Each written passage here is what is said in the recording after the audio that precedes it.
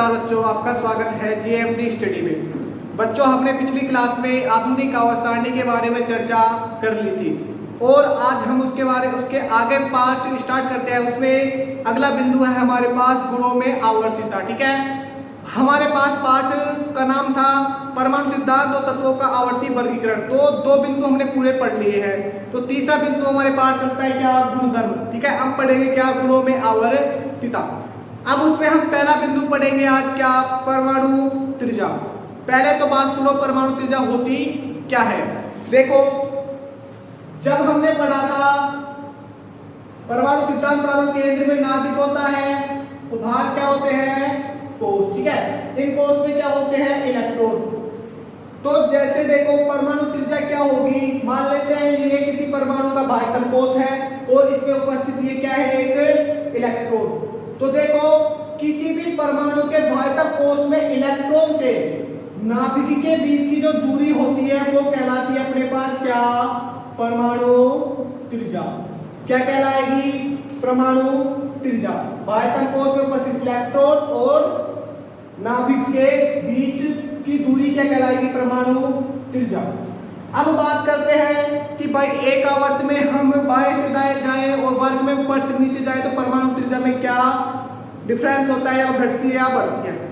पहले सुनो, एक आवर्त में हम बाएं से दाएं जाएंगे, बाएं से दाएं जाएंगे तो परमाणु क्रमांक बढ़ता है। क्या बढ़ेगा, परमाणु क्रमांक। परमाणु क्रमांक बढ़ने के साथ साथ आपको पता है परमाणु क्रमांक किसके बराबर होता है, प्रोटॉन की संख्या के। और प्रोटॉन पर कौन सा आवेश होता है, धन आवेश। ठीक है, तो एक वर्ग में हम बाएं से दाएं जाएंगे तो परमाणु क्रमांक बढ़ेगा। परमाणु क्रमांक बढ़ने के साथ नाभिक में प्रोटॉन की संख्या बढ़ेगी। ठीक है, प्रोटॉन की संख्या बढ़ेगी। प्रोटॉन की संख्या बढ़ने के साथ जो बाह्यतम कोष में उपस्थित इलेक्ट्रॉन है और नाभिक में जो प्रोटॉन है, अब आप जानते हो दो असमान आवेश के मध्य क्या होगा, आकर्षण। ठीक है, तो इलेक्ट्रॉन और प्रोटॉन के मध्य एक आकर्षण बल कार्य करता है। ठीक है, जिसे बोलते हैं क्या, प्रभावी नाभिकीय आवेश। ठीक है, जिसे क्या बोलेंगे, प्रभावी नाभिकीय आवेश। इन दोनों के मध्य आकर्षण बल लगता है जिससे परमाणु त्रिज्या घट जाती है। क्या हो जाती है, घट जाती है। दोबारा सुनो, एक आवर्त में बाएं से दाएं जाने पर परमाणु क्रमांक बढ़ता है जिससे नाभिक में प्रोटॉन की संख्या बढ़ जाएगी और प्रोटॉन की संख्या बढ़ने से इलेक्ट्रॉन और नाभिक के मध्य आकर्षण बल बढ़ेगा जिससे परमाणु त्रिज्या क्या हो जाएगी, कम हो जाएगी, घट जाएगी। ठीक है, अब बात करते हैं वर्ग की। एक वर्ग में हम ऊपर से नीचे जाते हैं। पहले पढ़ा था हमने आधुनिक आवर्त सारणी में, तो कोषों की संख्या में क्या होगी, बढ़ती या बढ़ेगी। ठीक है, कोषों की संख्या बढ़ेगी। जैसे मान लेते हैं यह है कोई परमाणु जिसमें दो कोष है और दो कोष में ये इलेक्ट्रॉन अंतिम। ठीक है, एक मान लेते हैं ये है और इसमें कितने हैं, तीन। कितने हैं कोष, तीन। अब आप देखो, यहां से यहां परमाणु क्रमांक बढ़ेगा। इसका मान लेते हैं हम दो है, इसमें कितना है, तीन।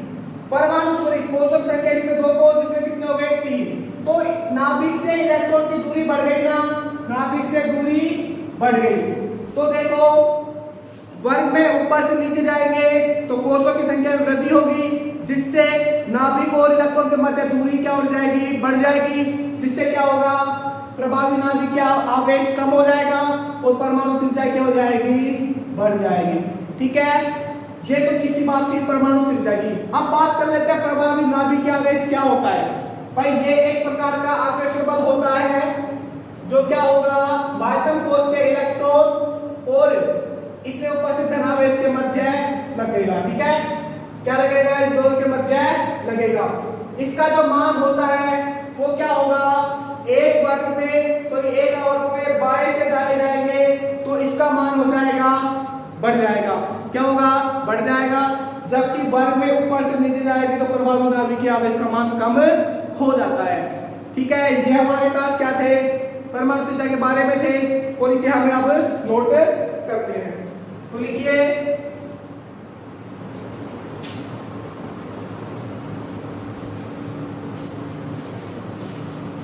समझ में आ गया होगा। एक बार और रिपीट कर देंगे लास्ट में। तो देखो इसके बाद अगला बिंदु पढ़ते हैं, पढ़ेगा गुणों में आवर्तिता, ठीक है, जिसे बोलेंगे क्या, पीरियोडिसिटी इन प्रॉपर्टीज, ठीक है। और इसमें हम पहला पढ़ते हैं क्या, परमाणु त्रिज्या, परमाणु त्रिज्या जिसे बोलते हैं एटॉमिक रेडियस, जिसे क्या बोलेंगे, एटॉमिक रेडियस। तो ठीक है, लिखिए इसमें भाई परमाणु त्रिज्या होती क्या है, परमाणु के बाह्यतम कोश में, परमाणु के बाह्यतम कोश में उपस्थित इलेक्ट्रॉन व नाभिक के बीच की दूरी, नाभिक के बीच की दूरी परमाणु त्रिज्या कहलाती है। क्या कहलाएगी, परमाणु त्रिज्या कहलाती है। इसमें आगे लिखो, आवर्त में बाएं से दाएं जाने पर, आवर्त में बाएं से दाएं जाने पर परमाणु क्रमांक बढ़ता है, जिससे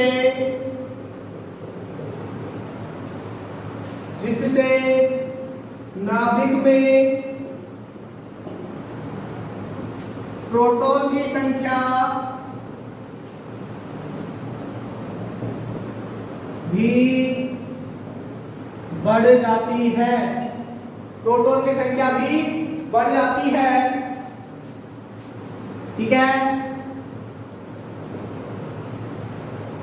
जिससे नाभिक में इलेक्ट्रॉन के मध्य प्रभावी नाभिकीय आवेश बोल लो या आकर्षण बोल लो, ठीक है, जिससे इलेक्ट्रॉन व नाभिक के मध्य प्रभावी आकर्षण बल लगता है तथा परमाणु त्रिज्या घटती है, परमाणु त्रिज्या घटती है, ठीक है। अब बात करें वर्ग की, वर्ग में क्या होगा, देखो परमाणु के बाह्यतम कोश में उपस्थित इलेक्ट्रॉन व नाभिक के बीच की दूरी क्या कहलाएगी, परमाणु त्रिज्या। आवर्त में बाएं से दाएं जाएंगे तो परमाणु क्रमांक बढ़ेगा और बढ़ने से क्या होगा, प्रोटॉन की संख्या बढ़ेगी, किसमें, नाभिक में, जिससे नाभिक में इलेक्ट्रॉन के मध्य जो आकर्षण बल होगा वो क्या हो जाएगा, बढ़ जाएगा, और जिससे परमाणु त्रिज्या क्या हो जाएगी, घट जाएगी। इसके बाद बात करते हैं हम वर्ग में, वर्ग में क्या परिवर्तन होंगे।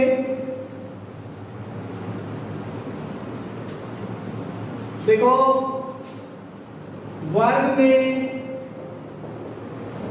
ऊपर से नीचे जाने पर, वर्ग में ऊपर से नीचे जाने पर कोषों की संख्या में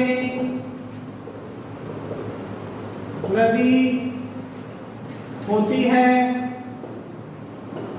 कोषों की संख्या में क्या होगी, वृद्धि होती है, तथा प्रभावी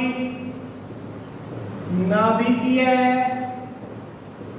आवेश का मान कम हो जाता है। प्रभावी नाभिक के आवेश का मान क्या हो जाएगा? कम, जिससे परमाणु त्रिज्या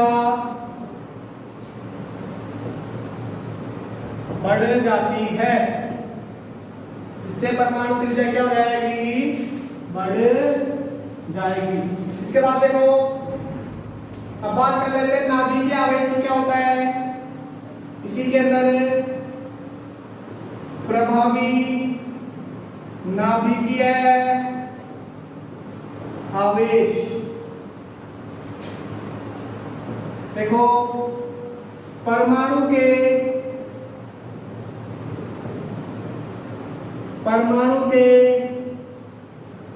बाह्यतम कोश में उपस्थित इलेक्ट्रॉन व नाभिक के बीच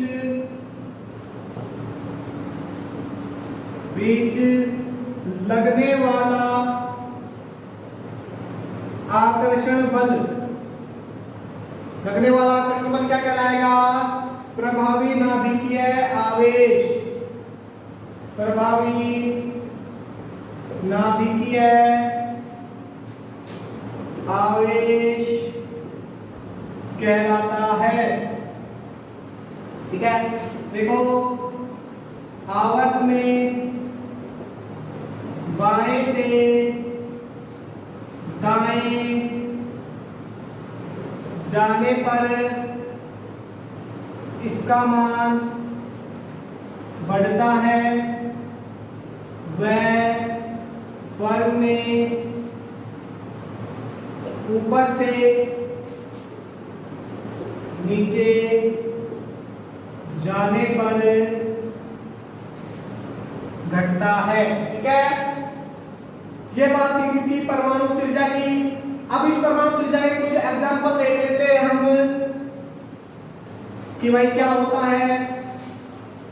देखिए, नोट कर लिया होगा इतना। देखो, यदि हम बात करें, यह आवर्त कौन सा? दूसरा। आवर्त कौन सा है? दूसरा, जिसमें तत्व देखो लिथियम, ठीक है, lithium, beryllium, boron, carbon, nitrogen, oxygen और फ्लोरीन, ये तत्व आ गए। बात करें इनकी परमाणु क्रमांक की, ठीक है। इसके बाद करें किसकी? परमाणु त्रिज्या की। किसकी बात करें? परमाणु त्रिज्या की। तो देखो, लिथियम का परमाणु क्रमांक 3, बेरिलियम का 4, बोरोन का 5, कार्बन का 6, नाइट्रोजन का 7, ऑक्सीजन का 8 और फ्लोरीन का 9। हमने बात की थी भाई आवर्त में बाएं से दाएं जाएंगे तो क्या बढ़ेंगे? परमाणु क्रमांक, ठीक है। परमाणु क्रमांक बढ़ते तो परमाणु त्रिज्या पर देखते हैं क्या प्रभाव पड़ता है। 152,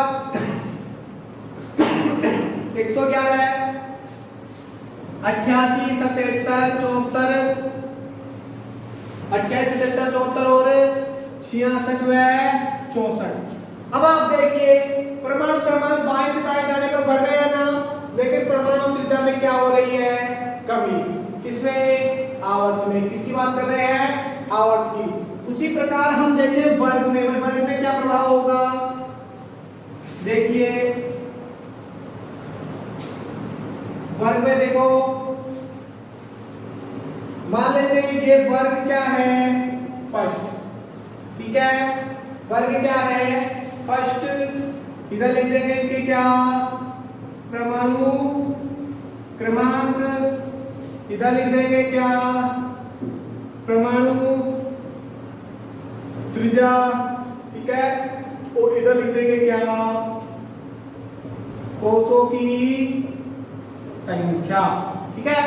तो देखो, वर्ग फर्स्ट में कौन कौन तत्व आते हैं? लिथियम, लीना की अपने बरियान, लिथियम, सोडियम, पोटेशियम, आरबी और